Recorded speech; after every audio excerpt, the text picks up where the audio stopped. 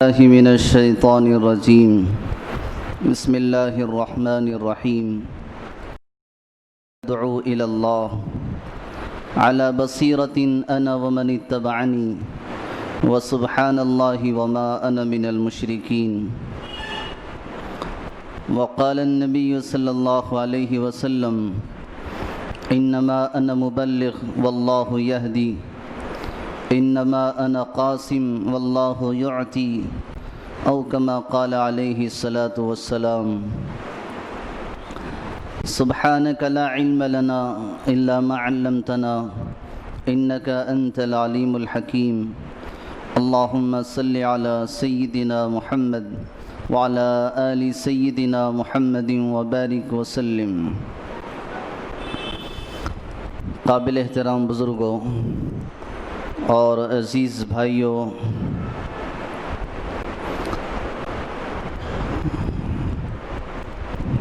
دنیا کے سب سے کامل ترین اور اکمل ترین لوگ حضرات انبیاء علیہم السلام ہیں۔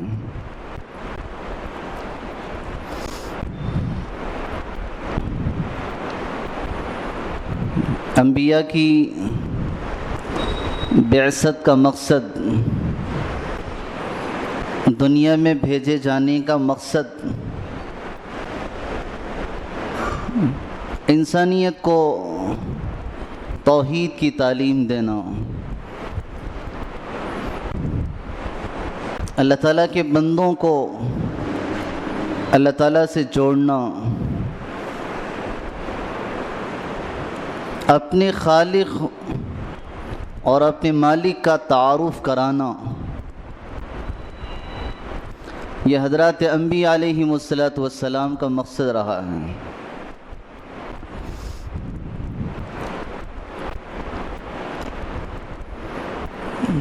قرآن کریم پہ ایک نظر ڈالیں،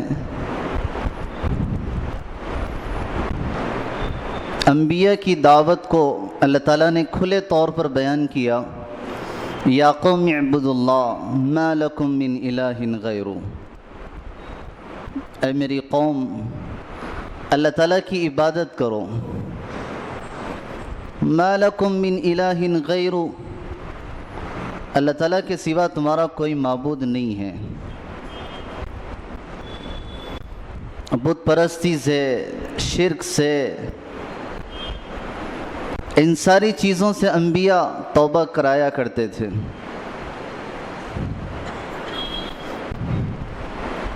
علامہ جلال الدین سیوطی رحمۃ اللہ علیہ نے اعبدوا اللہ، اللہ کی عبادت کرو، اس کی تفسیر کرتے ہوئے کہا وحدوہ، اللہ تعالیٰ کی توحید اختیار کرو۔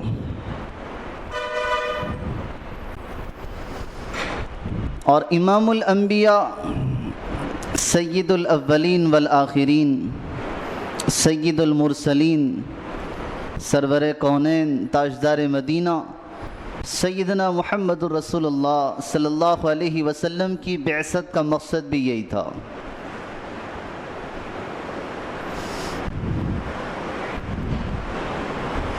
40 سال کی عمر میں آپ نے نبوت کا اعلان فرمایا۔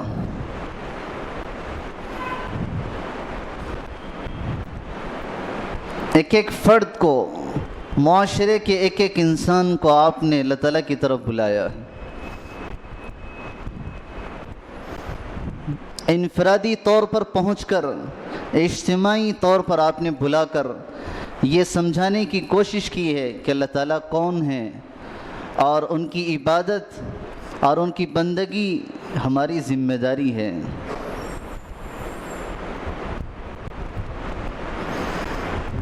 صفا پہاڑی مشہور پہاڑی ہے، آپ تشریف لے گئے، اپنے قریبی خاندان کے لوگوں کو آپ نے بلایا، اپنے قریبی خاندان کے لوگوں کو، قبیلہ قریش کے، جس میں آپ کے چچا ہے، آپ کے رشتہ دار ہیں، قبیلہ فہر ہے، قبیلہ مالک ہے، اور ان سب کے درمیان آپ نے ایک بات پوچھی اور یہ کہا کہ میں تم میں کیسا آدمی ہوں، میں تم میں کیسا آدمی ہوں۔ ان سب نے اجتماعی طور پر کہا کہ آپ ہم میں سب سے بہترین آدمی ہیں، رجلا صادقا، سچے آدمی ہیں۔ آپ نے کہا اگر میں تم سے یہ کہوں کہ پہاڑ کے اس دامن میں ایک دشمن ہے، ایک لشکر ہے جو تم پہ حملہ کرنا چاہتا ہے، کیا تم میری بات مان لو گے؟ انہوں نے کہا کہ ضرور مان لیں گے۔ اس موقع پر آپ نے سب سے پہلے اپنی خاندان کے سامنے دعوت پیش کی تھی، وحدانیت کی، دین اسلام کی دعوت دی، اور یہ کہا کہ لوگوں کلمہ پڑھ لو۔ سب سے پہلا رد عمل، پہلا ریاکشن آپ کی اس دعوت کا آپ کے چچا ابو لہب نے دیا تھا، اور یہ کہا تباً لک الہذا جمعتنا، العیاذ باللہ۔ اس نے جو لفظ کہیں اس کا ہم ترجمہ بھی نہیں کر سکتے، تمہارا ناس ہو، کیا تم نے اسی لیے ہمیں جمع کیا تھا؟ العیاذ باللہ۔ یہ جملہ اللہ تعالیٰ کو بڑا ناپسند معلوم ہوا، اسی پہ یہ سورت اتری، تبت یدا ابی لہب، ابو لہب کے دونوں ہاتھ ٹوٹ جائیں، تیرا ناس ہو۔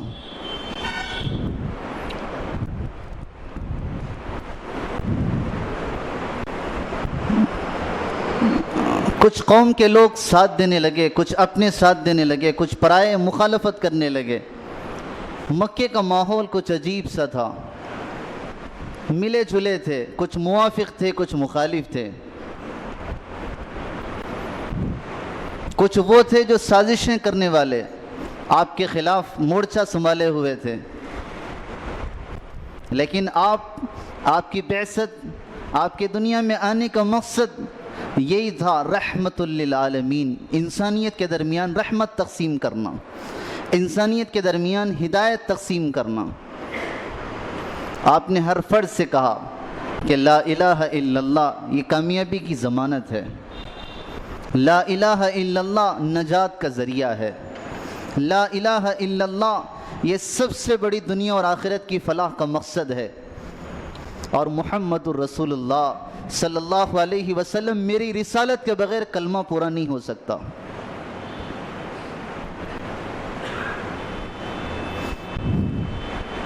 دشمن نے چاہا کہ آپ کے قدم پھسلا دیں، کسی نہ کسی طریقے سے آپ کو اس کام سے روک لیں۔ قریش کے سردار تھے جس کو صنادید قریش کہتے تھے، رؤسا، رئیس قسم کے لوگ، انہوں نے میٹنگ کی کہ آخر کیا کیا جائے، ہمارے خاندان بٹ رہے ہیں، ہمارے قبیلے تقسیم ہو رہے ہیں، ہم کھلے طور پر آپ کی مخالفت کریں گے۔ اور آپ علیہ الصلوۃ والسلام کی انہوں نے مخالفت شروع کی۔ آپ نے پھر طائف کا سفر کیا جس کو آپ جانتے ہیں، اور وہ سفر اتنا مشقت بھرا سفر تھا، اور آپ کی واپسی جو ہوئی ہے لہو لہان۔ سیرت کی کتابوں میں ہے کہ ہما یسیلان الدماء، میں اشارے کر رہا ہوں کہ انہوں نے جو آپ کو مارا تھا، اتنا پتھروں سے آپ کو مارا کہ دونوں پیر خون بہا رہے تھے، دونوں پیر خون بہا رہے تھے، جوتی مبارک چپک گئی تھی تلووں سے۔ آپ نے ایک باغ کی پناہ لی، اور آپ کی زبان مبارک سے جو جملے نکلے تھے وہ درد بھرے جملے، دل سے جو بات نکلتی ہے اثر رکھتی ہے، دل کی کچھ ترجمانی تھی جو زبان پہ آئی تھی۔ اللہم انی اشکو الیک ضعف قوتی وقلت حیلتی وہوانی علی الناس۔ اللہ تعالیٰ سے دعا کی کہ اللہ میں اپنی کمزوری کی شکایت کرتا ہوں، میری اپنی تدبیر کی کمی ہے، لوگوں نے مجھے ہلکا سمجھا ہے۔ الی بعید یتجہمنی، آپ نے مجھے کس کے حوالے کیا جو دور سے دیکھ کے مجھے پتھر پھینکتے ہیں۔ ام الی قریب ام الی عدو ملکتہ امری، کس دشمن کے آپ نے مجھے حوالے کیا ہے۔ پھر کہنے لگے غیر ان عافیتک ہی اوسع لی، لیکن آپ کی عافیت میرے لیے سب سے زیادہ کشادہ ہے۔ اِلَّمْ تَكُنْ بِكَ غَضَبٌ عَلَيَّ فَلَا أُبَالِي، اگر آپ مجھ سے ناراض نہیں ہیں تو مجھے کسی کی پرواہ بھی نہیں ہے۔ یہ چند الفاظ تھے، لیکن انہوں نے عرش کو ہلا دیے تھے۔ آسمان سے فرشتے اترے اور کہنے لگے کہ یا رسول اللہ صلی اللہ علیہ وسلم، اگر آپ اجازت دیں طائف کی بستی جو دو پہاڑوں کے درمیان ہے، ان دونوں کی بستی کو ہم پیس کے رکھ دیں۔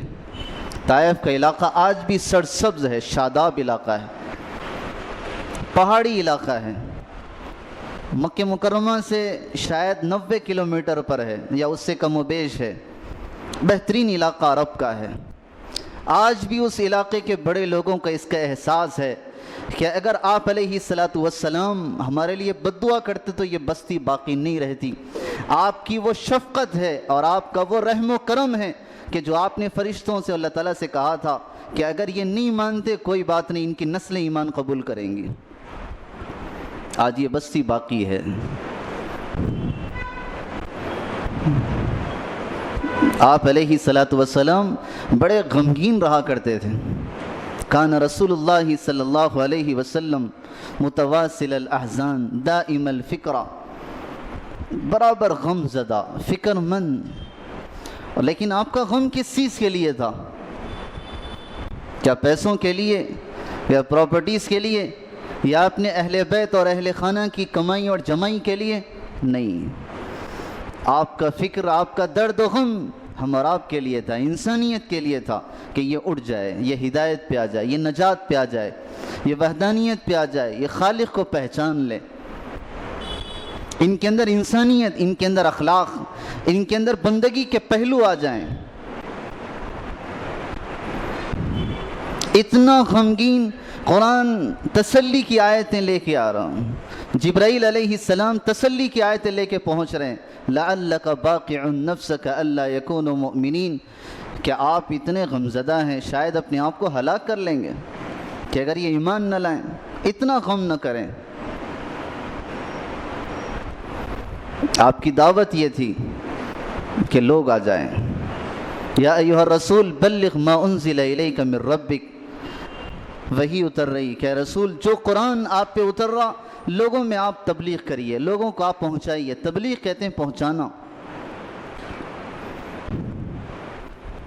ہذہ سبیلی ادعو الی اللہ علی بصیرۃ انا ومن اتبعنی، آپ نے فرمایا کہ یہ میرا راستہ ہے، ادعو الی اللہ، میں لوگوں کو اللہ کی طرف بلاتا ہوں،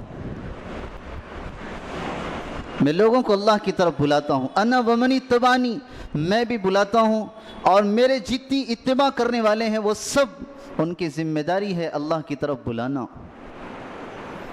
بندوں کو اللہ سے جوڑنا، علی بصیرۃ، بصیرت کے ساتھ۔ قریش نے یہ چاہا کہ روکنے کا ایک طریقہ ہے، بڑے بڑے سردار جمع تھے، عتبہ ہے، شیبہ ہے، ابو جہل ہے، انہوں نے مشورہ کیا کہ ہم کچھ نہ کچھ ترکیب کریں گے۔ عتبہ نے کہا کہ مجھے اجازت دو کہ میں اپنے بھتیجے سگے نہیں تھے لیکن چھوٹے کو بھتیجے کہا کرتے تھے اور چھوٹے بڑوں کو چچا کہا کرتے تھے، سگی رشتہ داری تو نہیں تھی لیکن نسبتیں جوڑا کرتے تھے۔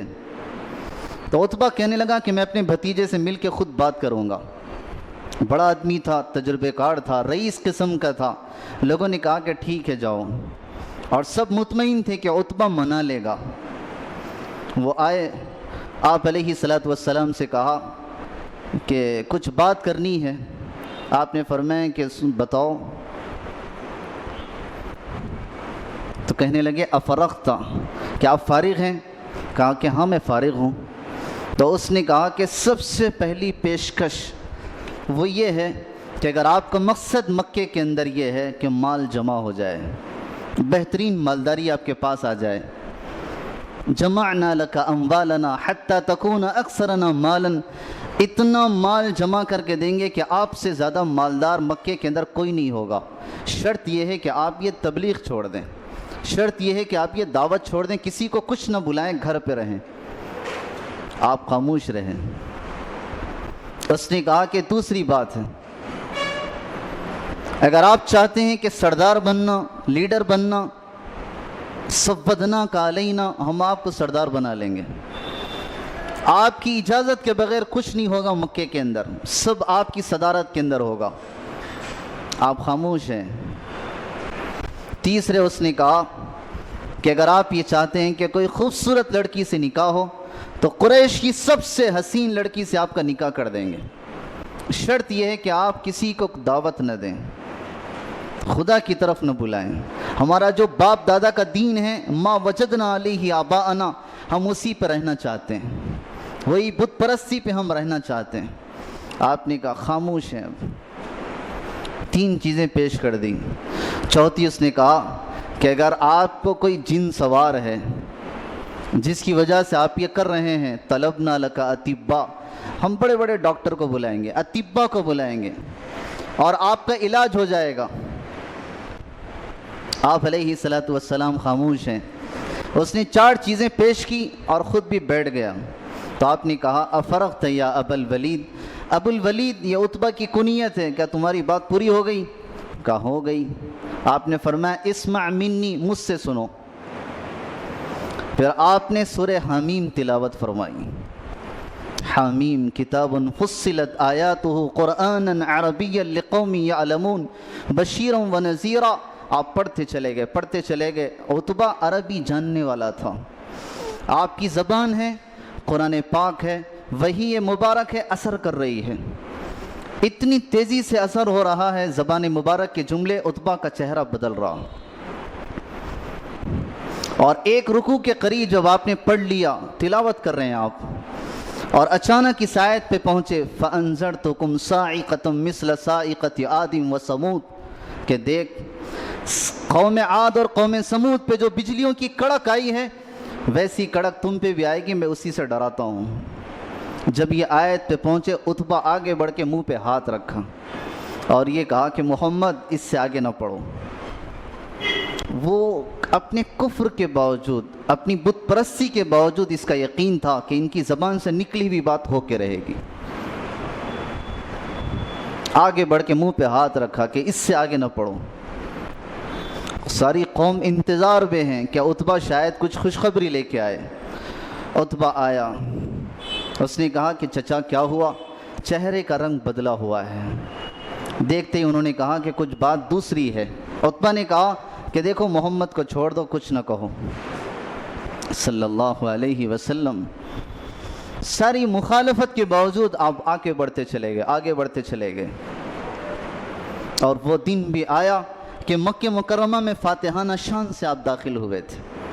10,000 کا عظیم لشکر ساتھ میں ہے اور پوری شفقت کے ساتھ آگے بڑھتے جا رہے ہیں۔ آپ علیہ الصلوۃ والسلام کی یہ دعوت تھی، اور دین جو پھیلا ہے اس دعوت کی محنت سے، اسلام جو پھیلا ہے وہ دعوت کی محنت سے۔ چاہے ہم بحیثیت تاجر کیوں نہ ہو، بحیثیت معلم کیوں نہ ہو، بحیثیت کوئی ملازم کیوں نہ ہو، لیکن ان ساری چیزوں کی حیثیتوں کے ساتھ ہم سوچنا یہ ہے کہ ہمارا مقصد کیا ہے، ہمارا مقصد کیا ہے، ہم دنیا کے اندر کیوں آئے ہیں، کس نبی کے امتی ہیں، جس نبی کی قربانیاں یہ ہیں کہ دندان مبارک شہید ہوئے تھے، دانت آپ علیہ الصلوۃ والسلام کے شہید ہوئے، جس نبی کی قربانی یہ ہے کہ آپ نے 2 پتھر اپنے پیٹ پہ باندھے تھے۔ غزوہ خندق کے موقع پر صحابہ آئے، بھوک ہے، پیاس ہے اور سخت زمین کھودی جا رہی ہے۔ ایک صحابی آ کے کہے، اپنے زبان کچھ نہیں کہا، اپنا دامن ہٹایا، پیٹ پہ پتھر بندھا تھا فاقوں کی وجہ سے۔ آپ علیہ الصلوۃ والسلام نے دیکھا، آنکھوں میں آنسو ہیں، آپ نے اپنا دامن اٹھایا، 2 پتھر بندھے ہوئے۔ صحابہ کہنے لگے نحن الذین بایعوا محمدا علی الجہاد ما بقینا ابدا، کہ جب تک ہم زندہ رہیں گے آپ کے ساتھ جڑے رہیں گے۔ آپ نے بھی دعا دی فاغفر الانصار والمہاجرہ، اے اللہ انصار کی بھی مغفرت فرما، مہاجرین کی بھی مغفرت فرما۔ آپ علیہ الصلوۃ والسلام کے لیے کسی چیز کی کمی نہیں تھی، آپ ہاتھ اٹھاتے آپ کے لیے سارے پہاڑ سونا بن جاتے۔ اور شروع میں یہ بات کہی گئی تھی کہ محمد اگر آپ اجازت دیں تہامہ کے سارے پہاڑ وہ سونا بنا کے آپ کے پیچھے چلائیں؟ آپ نے فرمایا کہ نہیں، میں چاہتا ہوں کہ ایک دن بھوکا رہوں، صبر کروں، اور ایک دن کھاؤں تاکہ شکر کروں۔ آپ نے امت کو صبر اور شکر کی تعلیم دی تھی۔ وہ وقت بھی آیا کہ آپ علیہ السلام بھوک کی اور پیاس کی وجہ سے اپنی چارپائی کو قریب پکڑے جا رہے ہیں۔ حضرت عائشہ صدیقہ رضی اللہ عنہا نے دیکھ کے کہا کہ یا رسول اللہ، کوئی درد ہے، کوئی تکلیف ہے؟ آپ نے فرمایا کہ عائشہ کوئی درد نہیں، بھوک ہے، بھوک۔ بھوک کی وجہ سے آپ بلبلاتے تھے۔ آپ نے فرمایا کہ کبھی وہ دن بھی آتا تھا کہ 3 دن گزر جاتے کھانے کو کوئی چیز نہیں ملتی تھی۔ صحابہ پوچھنے لگے پھر گزارا کس پہ تھا؟ آپ نے فرمایا اسودین، 2 کالی چیزوں پہ گزارا تھا۔ کالی چیز ایک کھجور ہے اور دوسرا پانی ہے۔ پانی کالا نہیں ہوتا، لیکن محاورے کے طور پر ملا کر کہہ دیا جاتا ہے کہ کالا، کھجور کالا ہوتا ہے، اس کے ساتھ ملا کے پانی کو بھی کالا، اسودین کہہ دیا جاتا۔ یا بعض محدثین نے کہا کہ جب آدمی بھوک اور پیاس کی وجہ سے نڈھال ہوتا ہے، اس کی آنکھوں کی روشنی مدھم ہو جاتی ہے، تو وہ بھی چیز اسے سیاہ کالی نظر آتی، تو وہ بھوک کا غلبہ تھا۔ لیکن آپ علیہ السلام جس تیزی اور رفتار کے ساتھ 23 سال کے عرصے میں آپ نے ساری دنیا کو بتا دیا انسانیت کیا چیز ہوتی ہے، خدا وحدانیت کیا چیز ہوتی ہے، عبادت اور بندگی کے لائق کون سی ذات ہے۔ آپ نے جس صحابہ کے عظیم جھرمٹ کو اور صحابہ کے جس کہکشاں کو آپ نے تیار کیا تھا، وہ صحابہ جہاں گئے ہیں اس نبی کی تعلیمات کو لے کے پہنچے۔ اگر آپ تھوڑا سا جغرافیائی یعنی دنیاوی نقشے کے اعتبار سے تجزیہ کریں تو کئی ایسے علاقے ملیں گے، چاہے برونائی ہو، انڈونیشیا ہو، ملیشیا ہو، ہندوستان ہو، یا کہ چین ہو، یا یورپ کے بعض ایسے علاقے ہوں جہاں صحابہ تجارت کے ساتھ پہنچے تھے، بزنس کے ساتھ پہنچے تھے، لیکن مقصد تجارت نہیں تھا، بلکہ خدا کی توحید کو، رسول کی رسالت کو لے کے پہنچنا تھا۔ آج بھی وہ علاقے اسلام پہ باقی ہیں تو ان کی محنتوں کا نتیجہ ہے۔ آپ علیہ السلام کی دعا ہے، تڑپ ہے، اور واقعی آپ علیہ السلام جس درد کے ساتھ دعا کیا کرتے تھے، ایک موقع ہے غمگین ہے، حضرت جبرائیل تشریف لائے اور فرمائے کہ اللہ تعالیٰ جانتے ہوئے بھی عالم الغیب والشہادہ ہے، علام الغیوب ہے، جانتے ہوئے بھی پوچھتے ہیں میرے حبیب سے پوچھ کے آؤ کہ وہ کیوں غمگین ہیں۔ آپ علیہ السلام نے جبرائیل سے فرمایا کہ جبرائیل میرے بعد میری امت کا کیا ہوگا، میرے بعد میری امت کا کیا ہوگا۔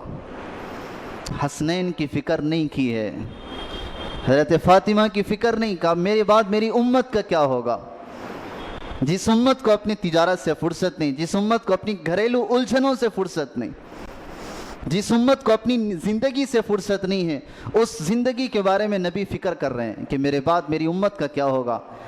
جبرائیل علیہ السلام وہی لے کر آئے، اِنَّا سَنُرْزِيكَ وَلَا نَسُوءُكَ أَبَدًا، اے محمد ہم آپ کو اتنا دیں گے کہ آپ خوش ہو جائیں گے، کبھی آپ کو رسوا نہیں کریں گے، آپ کی امت کے حوالے سے ہم آپ کو راضی کر دیں گے۔